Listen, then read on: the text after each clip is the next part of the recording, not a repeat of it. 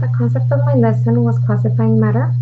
The TEAC I covered was 4.5a, classifying matter based on measurable, testable, and observable physical properties, including mass, magnetism, physical state of solid, liquid, and gas, relative density, sinking and floating using water as a reference point, solubility in water, and the ability to conduct or insulate thermal energy and electrical energy.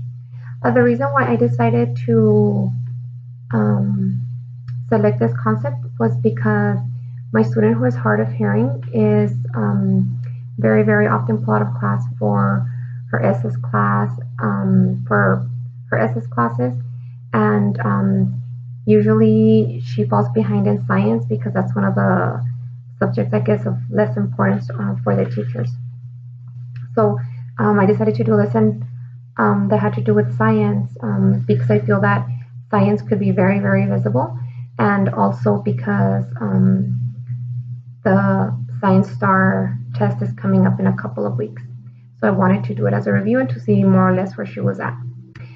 Okay, so the reason why I selected this lesson as visible thinking was because I was going to be able to integrate the vocabulary with pictures. There's also tons of science videos, and I usually when I teach science, I usually like to use BrainPop, but I also use Study Jams. I think Study Jams is a little better. However, for hard of hearing students, it's not very I guess friendly. One, because Study Jams does not have transcripts, and it does not have captions. So I selected BrainPop because it's a very, very, very good program, and also I was able to provide the student with the transcript, and also I was able to incorporate the captions of the videos. The picture cards, I printed them out in color and I gave them to her. After the day I gave them to her, I asked for them back, and I laminated them because I feel that that's something that the vocabulary from 5th grade to 6th grade is very, very similar. The TEACs don't really change.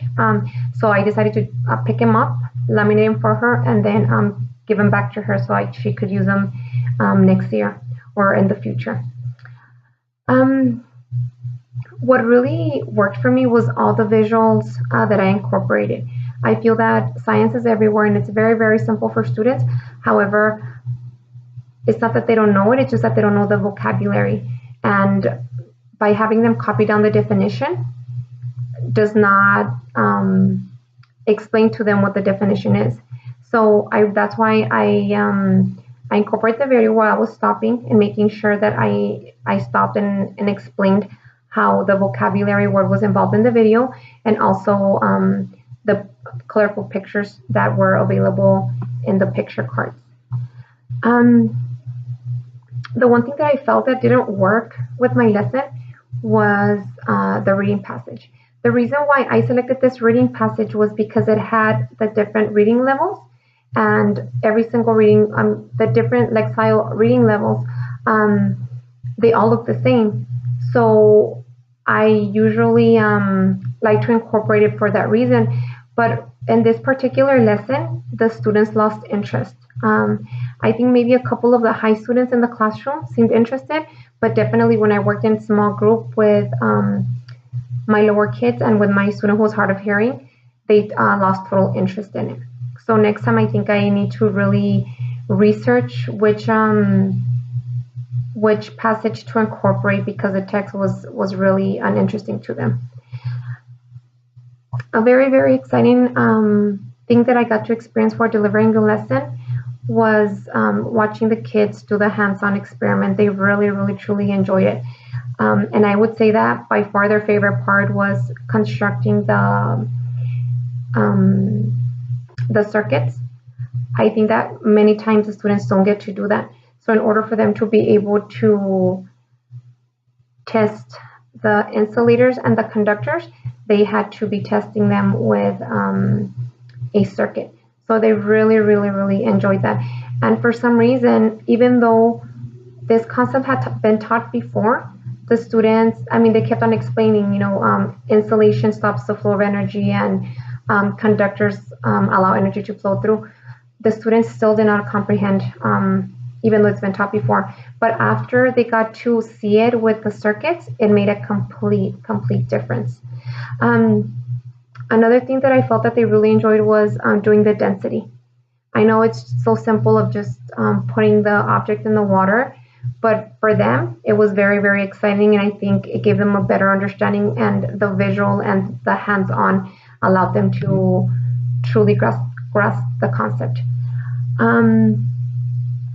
One of the things that I realized at the end was that for the pretest, of course, it was just given like that without me reviewing or anything. I just gave them the assessment because I wanted to see how they were doing. And I noticed that my little girl who's hard of hearing, of course, she used no strategies, and I think she was pretty much guessing. And when I corrected her paper, I more or less jotted how she wasn't breaking down the question or writing down any vocabulary, but I feel that she really had no clue what the vocabulary was. For the progress assessment, I allowed them to use their notes in their ISNs, and I also allowed them to use the anchor charts that I had up in the wall. So they did well. She improved a lot. But the one thing that I regret is that the post assessment, I completely forgot to provide them with the mnemonic material.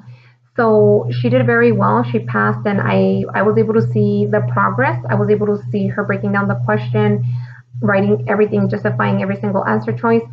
But I feel that maybe if I would have remembered to give her the mnemonic devices or materials, she would have done just a little much better. Overall, it was a great experience. I feel that science is one of those subjects where you could truly incorporate so many visuals. One thing that I also forgot to add is I usually like to add the little hand movements, kinesthetic movements for the definitions, like for a solid. They know I just make it into a hand movement, the liquid, a gas. And with the definition, I always help them explain it. For example, if it's the freezing point, I tell them it's going from a liquid to a solid. If that's evaporating, it's going from liquid to a gas. And this time I completely forgot to incorporate that. So I thought that would have been another thing that would have made a difference for my struggling students, my special education students, and for sure my hard of hearing little girl. Thank you.